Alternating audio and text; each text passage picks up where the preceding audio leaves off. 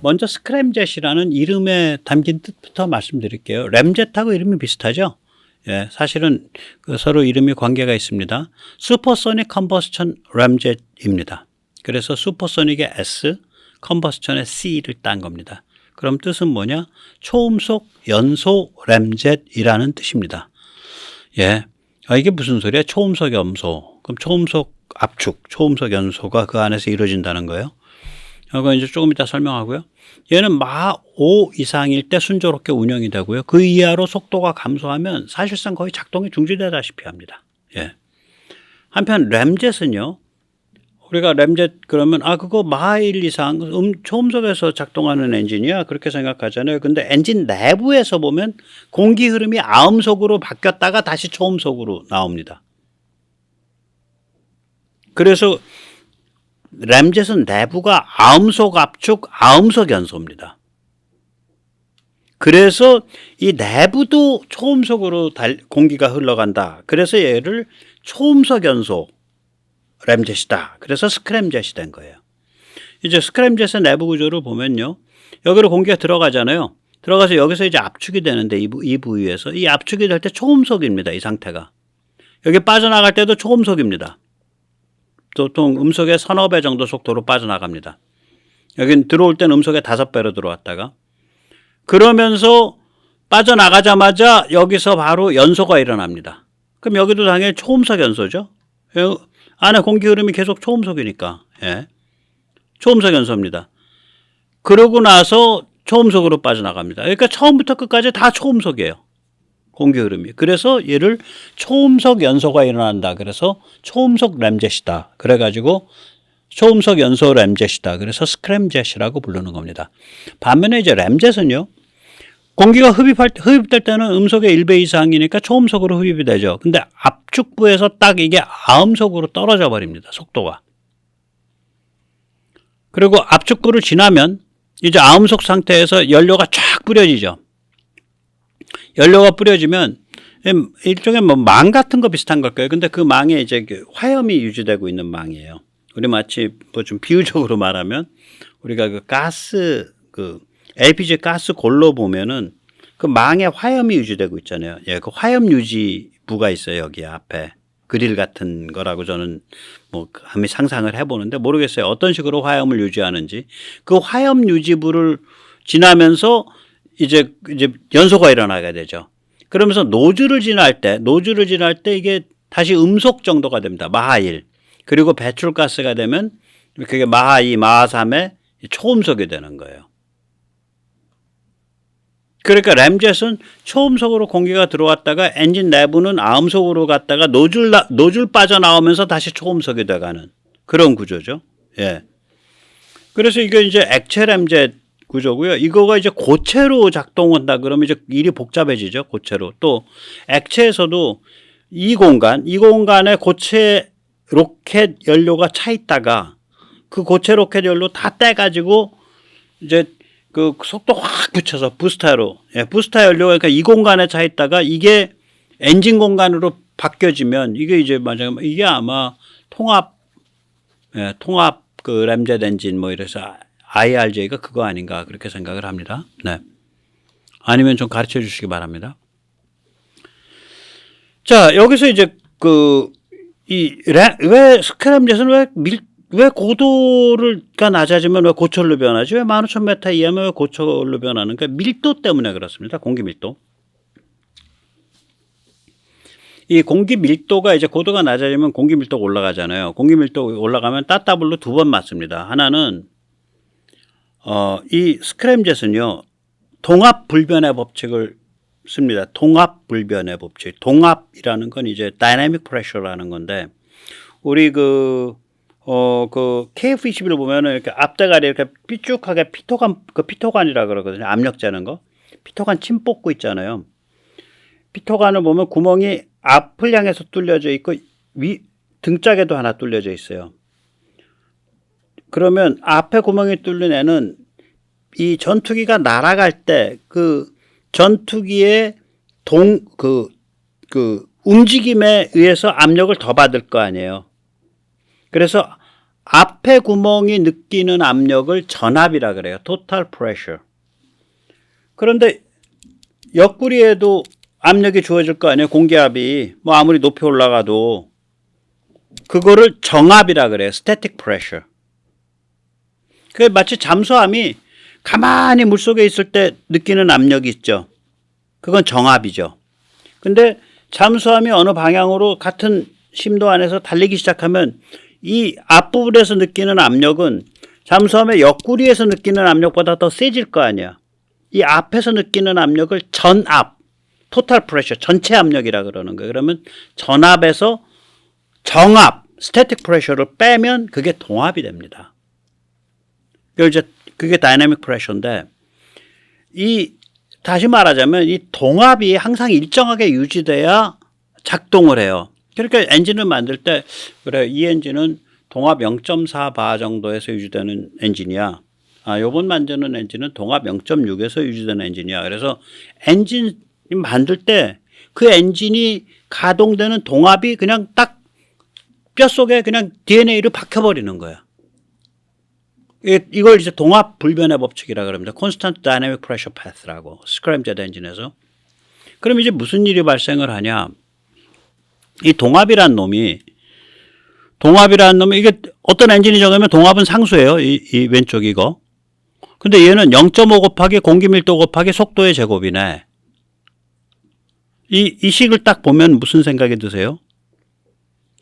이 동압이 일정하면 공기 밀도가 올라가면 속도는 떨어져야 되는구나. 이 식에서 그거잖아요. 다시 말하자면 속도는 공기 밀도 변화 비율의 제곱근에 역비례합니다. 이거 복잡해. 다시 말하자면 공기 밀도가 25% 줄면 동압 불변을 실현하는 속도는 2배 높아져야 돼요. 이 식에 의하면. 네, 그런 겁니다, 이게. 네. 그러니까 동압 불변의 법칙 때문에 밀도가 높은 데로 내려오면 밀도가 올라가면 속도는 떨어져야 돼.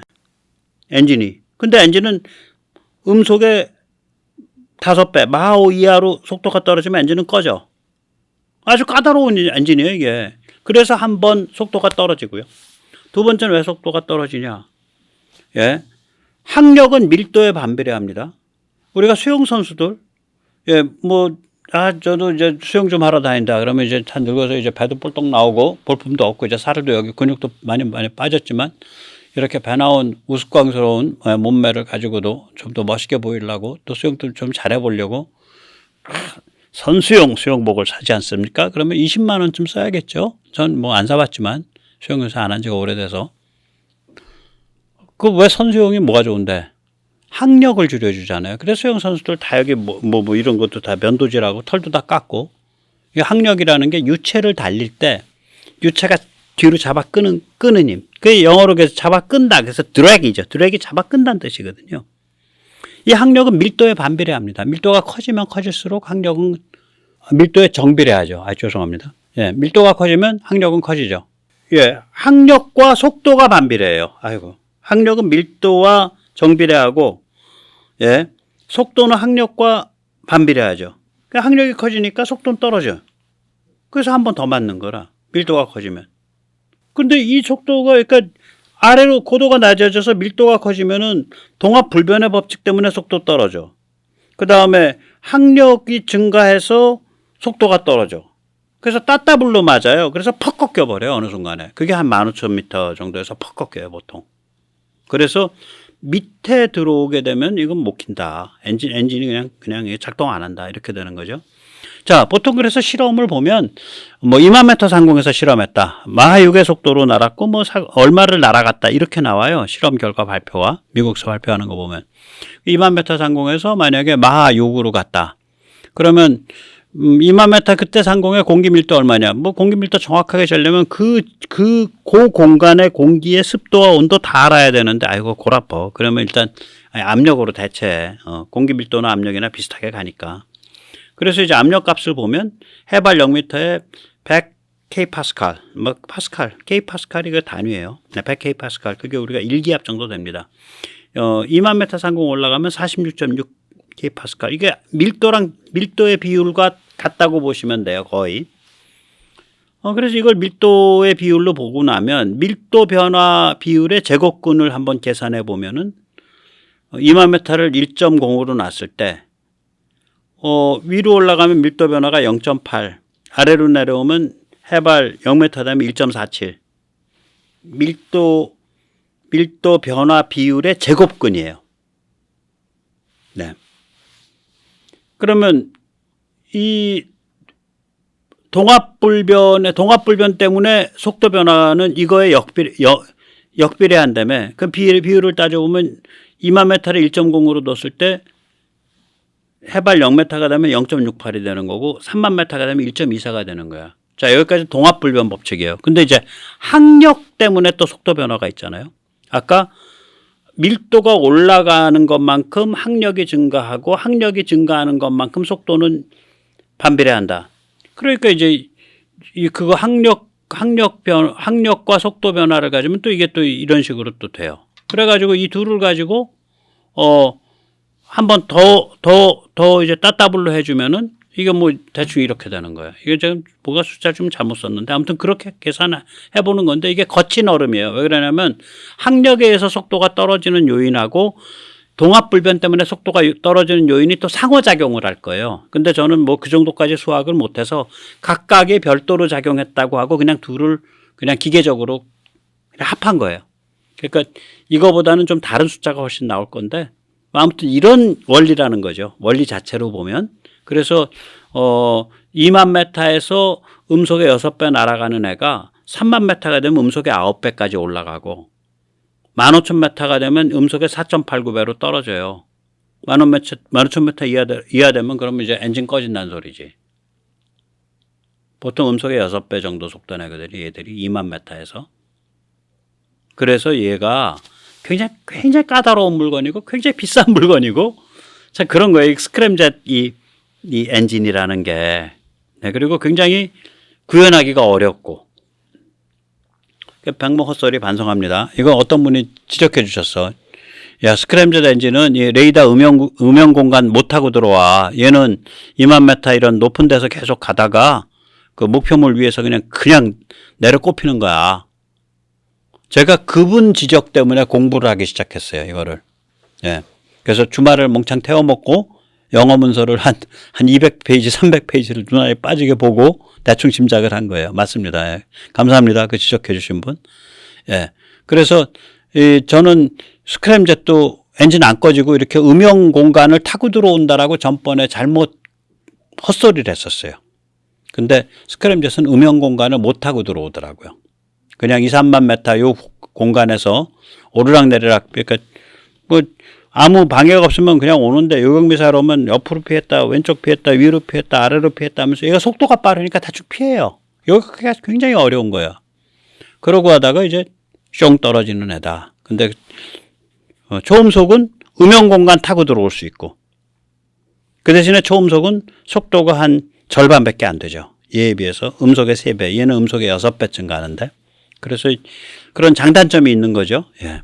근데 이제 거리가 중국이나 북한은 우리가 거리가 너무 짧기 때문에 음속의 3배 가거나 음속의 6배 가거나 뭐 거리 한 200m만, 200km, 300km만 가면 되는 거 가지고 특히 이제 해상에서 투닥거리니까 그거 뭐 스크램젯까지 쏠 일이 있냐 뭐 이렇게 되는 거지. 너무 서로 간에 이 경동맥에 딱 이 카타카를 들이대고 있는 상태거든요. 중국과 한국이라는 건. 그래서 제가 한국과 같은 중국을 상대로 한 이런 전장에서 우리가 뭐 그렇게 무한히 많은 자원이나 무한히 많은 물적 자원, 인적 자원이 있지 않은데 스크램젯에 몰빵할 이유 있냐. 좀 이렇게 네거티브하게 보는 거예요.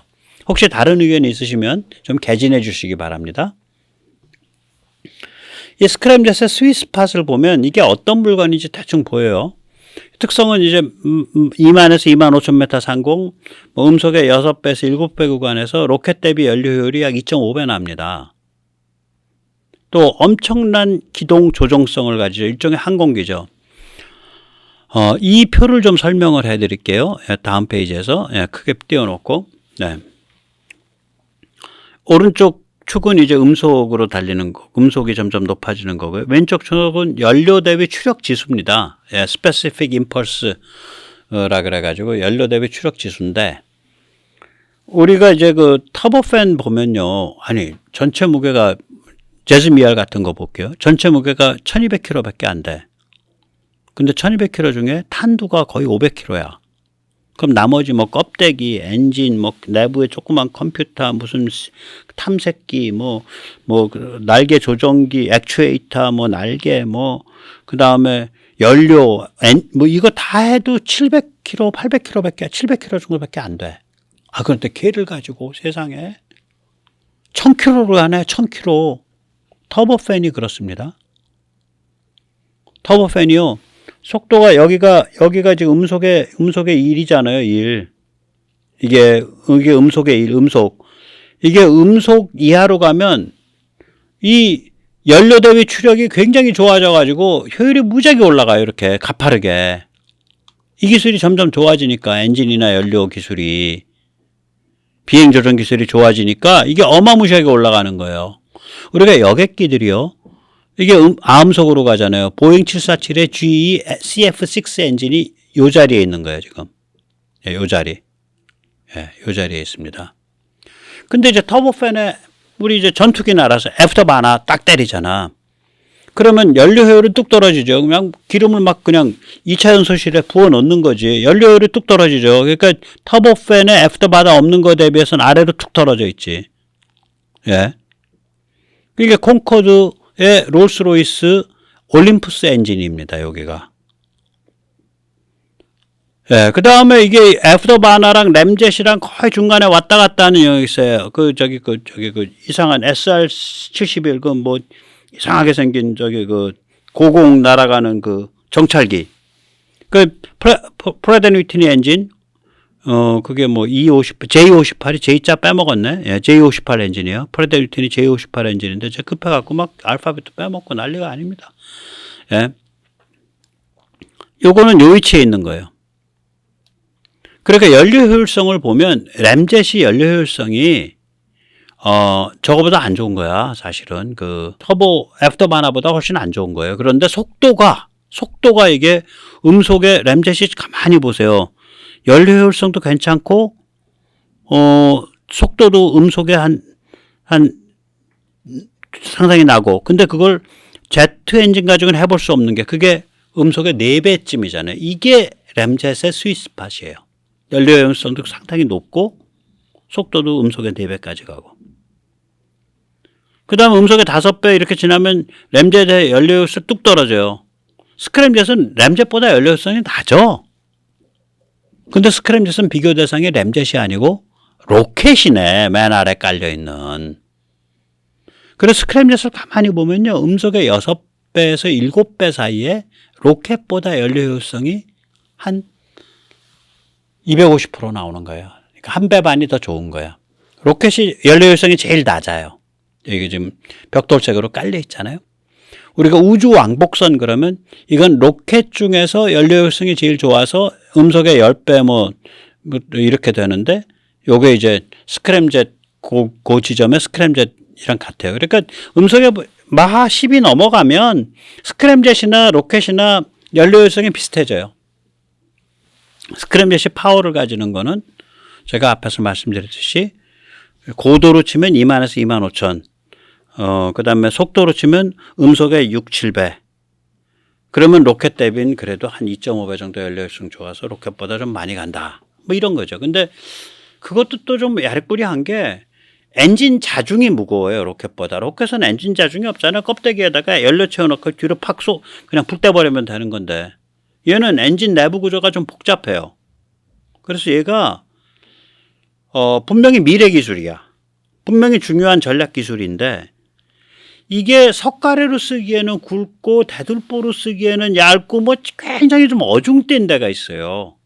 우리도 좀 평화스러운 데서 산다든지 혹은 우리가 국력이 굉장히 세다든지 통일한국이 돼서 여유가 많다든지 하면 하겠는데 지금 없는 돈 있는 돈 팍팍 긁어갖고 지금 중국을 겨냥한 가장 가성비 좋은 독침을 계속 만들어 가야 되는 처지이기 때문에 스크램젯에 이게 국력을 쏟는 게 과연 좋겠냐 이런 생각을 하는 거죠. 예. 약점은 이제 아까도 말씀드렸듯이 15,000m 이하에서는 엔진이 쓸모가 없어져요. 그래서 이제 15,000m부터 내리꼽히게 되는데 내리꼽히는 시간이 7, 8초는 들 거라고요. 이때가 이제 미리 스크램젯이 있는 걸 아니까 요격을 할 때 제가 어디를 가든지 다 요격하겠다가 아니라 내 배 혹은 내 옆에 있는 배만 지키겠다로 하면 제가 올 수 있는 길이 정해지잖아. 그러니까 딱 미리 띄워가지고 축추력기 써가지고 살살 위치 보고 있다가 거기로 딱 들어오기 시작할 때 그때 빵 때리는 거죠. 그다음에 가격이 너무 비싸요.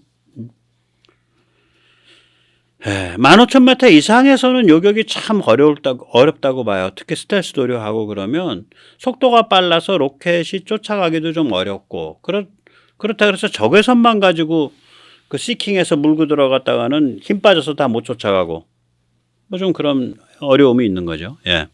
자, 그래서 우리가 어떻게 하면 좋겠냐. 전략을 지키면서 뚜벅뚜벅 밀고 나가면 된다. 저는 그렇게 생각을 합니다. 지금 우리는 이제 중국에 대해서 공멸 독침이죠. 한미동맹이고 한미일 삼국 반중체제.